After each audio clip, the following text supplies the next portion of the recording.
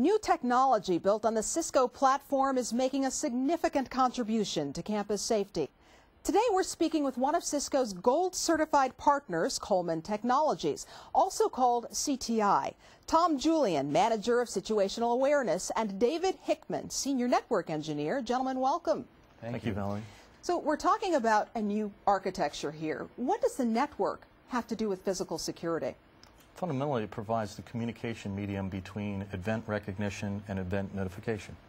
Okay, so let's take a look at this. Starting here on the end, we've got a video, what looks to be a video camera. David, what am I looking at here? This is an IP camera. It's one of the types of sensors we can pull into our analytics software and be able to analyze events, triggered events, and things like that. We also have chemical sensors, biological sensors, radiation sensors, gunshot sensors, and all sorts of other types of sensors, fire and smoke detectors and things like that, that we can tie into the software. Wow. To be able to trigger alarmed events. Wow, so if this is out, let's say in front of the Student Union building at campus, and somebody leaves an unattended bag, a bad guy, he walks away, you're actually picking him up on your video cameras, and your sensors are able to tell whether or not there's anything untoward, chemically untoward, in that bag. Yes, if the right appropriate sensors are in place, it should be able to see that radiation there and trigger an event. Okay, so the camera picks it up and all the other sensors working together, picking up information, and then they send the information to this box? Yeah, this is our processing center. This is where all the information is processed and the triggered events would be generated in this analytics software that would have predefined events that we're looking for, like a left bag behind, loitering in a specific area, tripwire, somebody where they're not supposed to be, anything that would really be tied back to the security of the campus environment and the people that are there. Right, so Tom, this can actually be programmed then to pick up specific kinds of events? Absolutely. As Dave mentioned, there's a variety of sensors there, and obviously you would tailor your rules or your policies to the particular sensor as well as the placement of the sensor. And you guys have talked about a tripwire event. Tell me what that is. In a simplistic sense, you draw an imaginary line within a given video field of view, and you could detect whether an object, whether it be a human, vehicle, animal, cross that line in, say, one direction, both directions. So that information is taken in by this programmable box, and then it sends a signal out to security guards who are holding handheld radios, is that right? Yeah, after the alarm's been generated, we send that out to Cisco iPICs, which can unify a number of different communications platforms, whether it be the radio that a campus policeman has, the radio the city policeman has, fire, anything like that, including IP phones sitting in an office, Google Maps like we alarm to. iPICs ties all those things together, and then we can do audible alerts, we can do text alerts, we can do image and video alerts. Wow. So you can send out information not just to the security guards on campus. Using iPICs, you can actually send out information simultaneously to local agencies. Absolutely. Now, talk about the video alerts a little bit for me, Tom. How does that actually work for people carrying PDAs? In that sense, you can predefine your notification to send text alerts to PDAs as well as still images or video feeds, provided the smartphone supports it. Give us kind of work through this example using my bad guy who's left the unattended package. He's left it, he's walked away. Your video camera has picked up a signature of his image? So from that standpoint, you would probably have a rule looking for an unattended bag. So after it reached a specific threshold for being in a location at a time and or the chemical sensor picked up something in the bag, those events, or I'm sorry, those alarms would trigger an event and a rule, and they would be tailored to who to notify for that particular type of alarm. And are there cameras on campus that can be set up to follow this person's image from place to place now that you've got the signature? Yeah, there's some analytic rule sets that can follow from one camera to the next. So when the triggered event happens, it can build a profile of that person and follow him from one camera to the next. Now let's talk a little bit about GPS and Google Maps. You mentioned that this actually can come into play in map form. Yes, for each one of your sensors, they can be easily tied to GPS coordinates. So that information, along with the alarm, can be plotted easily on Google Maps. And in this case, we have 3 cameras defined at our office headquarters, and a particular event or alarm is triggered. One of the sensors is highlighted on the map with a red icon, and immediately that particular video feed comes up with a red border on it.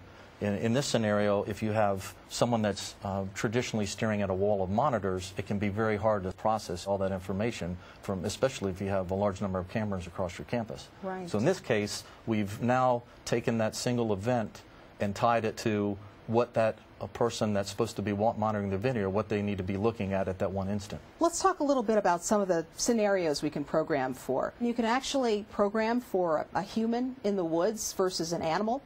Yeah, there's different analytics applications out there and profiles.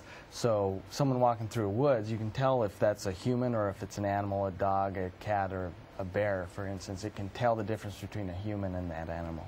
Wow. What about, let's say, at the entrance to a dorm? People are going in, people are coming out. If somebody is going in a different direction, how does the system handle that?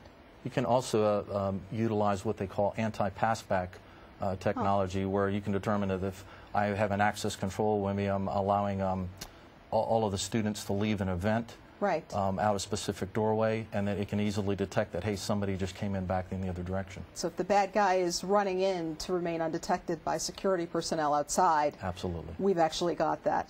So this seems rather sophisticated, and there seem to be lots of applications, including mobile applications. Have you devised, are you able to devise the box in such a way that officers in their cars can actually put it in and use it and be mobile? We're working on a version now that will be miniaturized and ruggedized for mounted in a first responder type vehicle, police, fire, emergency, or eventually also into a handheld case that it can be easily portable from place to place. Right, neat. You talked earlier too about chemical sensors. What about mass notification? Obviously, a chemical can have a really huge impact on a community because it can disperse very quickly and in a very wide area.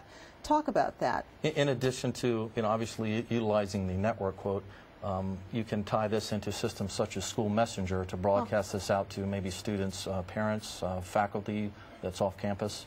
So certainly you can tie this into other systems for mass notification. Right. Okay, Tom, you're standing in front of a phone. Let's talk a little bit about what this phone does. What are its capabilities?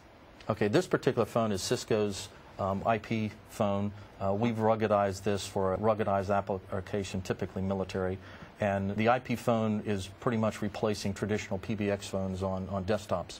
So in this case, again, utilizing that same network, we can take advantage of an IP phone to receive audible alerts on it, just like you would a text alert or a video type alert.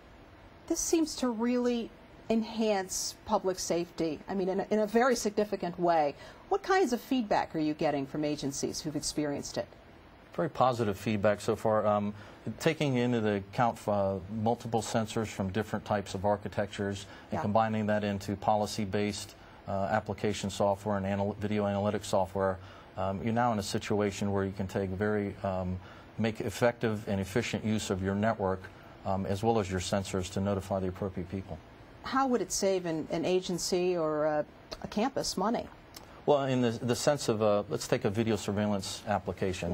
We have a onboard staff that's providing 24/7 support, staring at a wall of monitors. First, there's a lot of information to process, and it's very easy for a human to overlook something in a particular camera feed. Right. So by combining intelligent software to do that for you, and then notify the end user by popping up that particular camera feed when there is an event, that's improving the accuracy as well as in cutting down on the time and the manpower that's required to monitor. Right. Now, David, you're a senior network engineer here. You helped to put all of this together. Tell me what technology, what capability you're most impressed by here. Well, the video analytics really, it makes us able to see things that normally the human eye isn't, especially when, like Tom mentioned, a video wall where you've got 40 or 50 feeds up there. The human eye can't take in all that, especially when you get into dark environments, the gray areas. The human eye may not even pick that up, even if they're looking at the screen, where the analytics can pick up a person moving in the dark because it senses that motion. right. Through the video. And also, on constrained budgets today, you know, we can't necessarily put all the policemen out in the field that we want to or in a campus environment. And this is a way to take that cost and reduce the amount of overhead they have to have by adding new people or making those people more efficient in what they were hired to do. Right. And Tom, you're out there talking to folks at colleges and universities. What application most excites them here? I think it's being able to bridge the communication gap between different agencies and notifying the appropriate people that are supposed to respond to a particular event. Tom, Julien, David Hickman, some very good information. Thanks for joining us. Thank you.